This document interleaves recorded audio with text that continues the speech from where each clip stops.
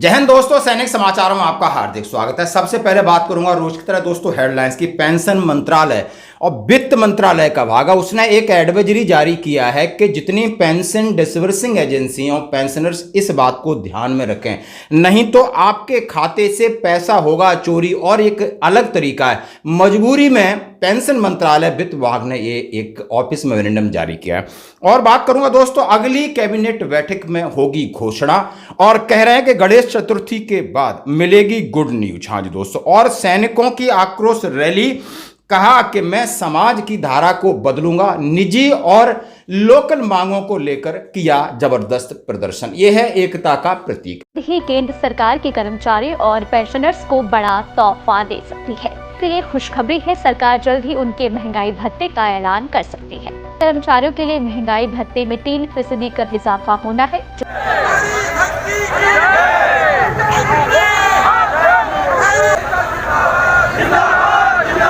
हाँ जी दोस्तों, तो खबरें करते हुए साथ से सबसे पहले इंपॉर्टेंट लेटर जैसे कि रोज की तरह। हाँ जी दोस्तों, अगस्त का लेटर है, इसमें सीधा सीधा लिखा है भारत सरकार वित्त मंत्रालय व्यय विभाग केंद्रीय पेंशन लेखा कार्यालय नई दिल्ली से निकला है। विषय धोखेबाजों से पेंशन भोगियों के हितों की रक्षा के संबंध में ये दिया है कार्यालय ज्ञापन। आप देख सकते हो कितना बड़ा ज्ञापन देने की जरूरत पड़ी, क्योंकि हर जगह ठगी हो रही है। और ये ऐसा तरीका है जैसे कि दिल्ली के अंदर बहुत सारे सिविलियंस हैं, वो सभी अफसरों को जानते हैं, और पेंशनर्स का डाटा मिल गया और वो अधिकारी बन करके आपको कॉल करेंगे तो आप फंस जाओगे। इसी बाबत उन्होंने कहा है कि पेंशनर सावधान रहें, पेंशन एजेंसी सावधान रहें कि आखिर आपने करना क्या है। इससे पहले 21/6/2024 को ईमेल के माध्यम से सभी सीपीपीसी के प्रमुखों से अनुरोध किया गया था सभी पेंशन डिसबर्सिंग एजेंसी स्पर्श कि पेंशन भोगियों को धोखेबाजों और उनकी जालसाजी गतिविधियों से सावधान रहने के लिए सचेत करें। इस संबंध में यह सूचित किया जाता है कि धोखेबाज केंद्रीय पेंशन लेखा कार्यालय यानी CPAO भीकाजी कामा प्लेस नई दिल्ली में तो अधिकारियों का प्रतिरूपण कर रहे हैं, यानी अधिकारी बन रहे हैं, यानी अधिकारी का नाम वगैरह कर लेते कि मैं फलाना अधिकारी यहां से बोल रहा हूं, और पेंशन भोगियों से संपर्क कर रहे हैं। ये घोटालेबाज व्हाट्सएप के माध्यम से फॉर्म भेज रहे हैं जिसमें दावा किया जा रहा है कि इन्हें न भरने पर अगले महीने के पेंशन भुगतान रोक दिए जाएंगे, और इसे एक वास्तविक कॉल मानकर हमारे भोले भाले पेंशन भोगी, पारिवारिक पेंशन भोगी धोखेबाज के जाल में फंस जाते हैं।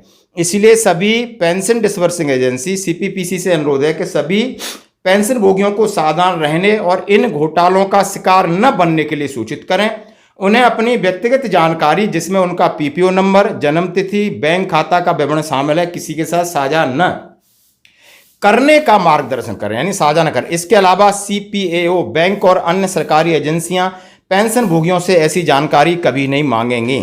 अतः आपसे अनुरोध है कि मूल्यवान पेंशन भोगियों को ऐसे धोखेबाजों और उनकी जालसाजी गतिविधियों से बचाने के लिए आवश्यक कार्रवाई करें। श्री वैभव चंद्रकांत घालमे, कंट्रोलर अकाउंट CPO की तरफ से। दोस्तों बिल्कुल सीधी सादी एडवाइजरी। वो क्या कर रहे हैं कि दिल्ली में आप समझते हो कि कितने जालसाज हैं। अब उस ऑफिस में किसी काम से कोई जुगाड़ कर लिया तो कौन कौन से अधिकारी सारी इंफॉर्मेशन ले ली। अब वहीं पे घूम रहे हैं तो किसी को पटा लिया, पेंशनर्स की डिटेल ले ली। अब उन्होंने बोला कि मैं फलाना अधिकारी हूं और CPA से बोल रहा हूं, CP ग्राम से बोल रहा हूं, स्पर्श से बोल रहा हूं। ये व्हाट्सएप नंबर पर एक फॉर्म है, इसमें अपनी डिटेल भेज दिए, नहीं तो आपकी पेंशन रुक जाएगी, नहीं तो आपकी पेंशन रुक जाएगी, आपकी पेंशन कम आएगी, आपकी पेंशन से कटौती होगी।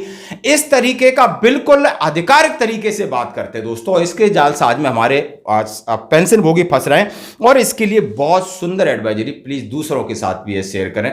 धन्यवाद दोस्तों। अब बढ़ते हैं अगली खबर की तरफ। जैसा हमने आपसे कहा कि हाँ जी, ब्रेकिंग न्यूज चल रही है कि गणेश चतुर्थी के बाद गुड न्यूज, और उन्होंने कहा है कब है कैबिनेट बैठक, यानी 18 या 25 तारीख। तो दोस्तों हम बात कर रहे हैं, सब जैसी बहुत सारी न्यूज चल रही, हमारे को भेज रहे हैं कि DA का क्या है। तो हम बात करते हैं कि पिछले साल जो सितंबर वाला जो उन्होंने घोषणा की थी, वो अक्टूबर में 18 अक्टूबर को घोषणा हुई थी 2023 में, क्योंकि 24 अक्टूबर को दशहरा था, और इस बार भी दशहरा आप समझ सकते हो अक्टूबर फर्स्ट वीक में, तो सितंबर में कह रहे हैं कि 18 और 25 तारीख को हो सकती है। अब ये क्या कह रहे हैं कि गणेश चतुर्थी के बाद मिलेगी कर्मचारियों पेंशनों को गुड न्यूज, इतने प्रतिशत बढ़ेगा डीए, एरियर का भी लाभ, सैलरी में आएगा उछाल।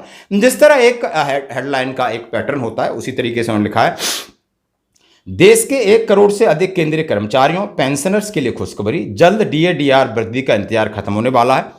ताजा मीडिया रिपोर्ट के मुताबिक गणेश चतुर्थी के बाद केंद्र की मोदी सरकार महंगाई भत्ते, महंगाई राहत की दरों में वृद्धि का ऐलान कर सकती है। अनुमान है कि मोदी सरकार सितंबर के तीसरे हफ्ते में 7वें वेतन आयोग के तहत 3 से 4 डीए की वृद्धि का ऐलान होगा। इससे पहले मार्च 2024 में 4% की बढ़ोतरी हो गई है और अभी 50% पहुंच गया। साल में 2 बार बढ़ता है, कोई नई बात नहीं। सितंबर के अंत में बढ़ेगा 3 या 4। ये क्यों लिख रहे हैं कि वर्तमान में कर्मचारियों को 50 मिल रहा है और एआईसीपीएन के इंडेक्स के आंकड़े 53.36 पे पहुंच गए और ये है, लेकिन कुछ लोग कह रहे हैं कि 4% हो सकता है, लेकिन इसकी उम्मीद कम है। संभावना यह है कि इसका प्रस्ताव 18 या 25 सितंबर को मोदी कैबिनेट में बैठक में रखा जाएगा। यहां से मंजूरी मिलने के बाद वित्त विभाग द्वारा आदेश जारी किया जाएगा, यानी सितंबर के अंत में आपको यह खुशखबरी मिलेगी। और 53% होने पर कितनी बढ़ेगी सैलरी, उसका एक कैलकुलेशन दिया हुआ है।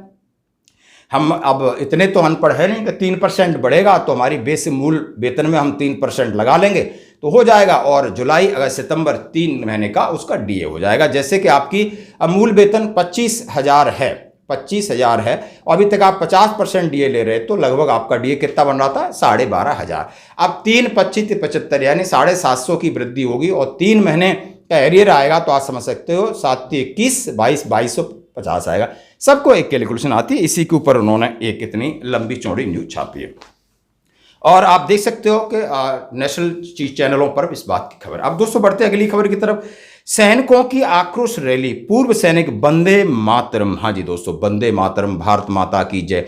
और इस रैली में आप देख सकते हो आक्रोश भी देख सकते हो, और ये कोटद्वार यानी उत्तराखंड की रैली है और उन्होंने कहा है कि अब समस्याएं यानी जो भूतपूर्व सैनिक है संगठित होकर आप देख सकते हो कितना बड़ा काम कर सकते हैं, यानी नॉर्मल जनमानस की समस्याओं को लेकर अपनी समस्याओं को सीएचडी की, कैंटीन की, ईसीएचएस की, ओआरओपी की चलती होगी, लेकिन पहली बार उन्होंने शिक्षा चिकित्सा यानी पूरे अपने जिला को समृद्ध करने के लिए बीड़ा उठाया। उन्होंने कहा इसको एक कोटद्वार को जिला बनाइए और प्रशासन को चेतावनी दे रहे हैं और उन्होंने राज्य सरकार को चेतावनी दे रहे हैं, और ये है सैनिकों का जलवा, यानी अब सैनिक समाज की मुख्यधारा में जुड़ करके समाज की दशा और दिशा तय करने के लिए आ गए। हम इनको सलूट करते हैं। इनकी जब मैंने बात सुना बहुत अच्छा लगा कि हम सेना के अंदर हमें लोग बहुत ज़्यादा अंडर एस्टिमेट करते हैं, हमें कुछ नहीं आता है, हमें अंग्रेजी नहीं आती, हम पढ़े लिखे नहीं, लेकिन हम जो ग्राउंड पे काम कर सकते हैं, जो जमीन पर लीक खींच सकते हैं, तुम कागज पे खींच सकते हो। तो ये बात सेना से ज़्यादा, सैनिक से ज़्यादा कोई नहीं कर सकता। किसी भी परिस्थिति में जमीन पर उतारना हो, इंप्लीमेंट करना हो, तो सैनिक से बेहतर कोई नहीं कर सकता। और इसका नमूना दोस्तों आज की खबरों में इतना ही। बने रहिए हमारे साथ, धन्यवाद।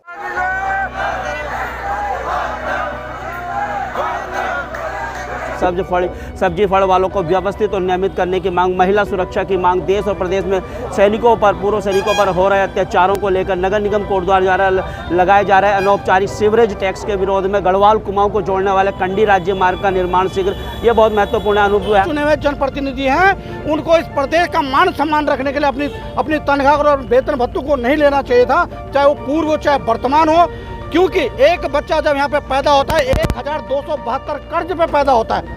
तो जिस प्रदेश में सृजनात्मक आर्थिक सृजन नहीं हो पा रहा है, उस प्रदेश का दोहन क्यों किया जा रहा है? मेरे प्रश्न ये अपने पूर्व सैनिक भाइयों के माध्यम से शासन प्रशासन से कहना चाहता हूँ।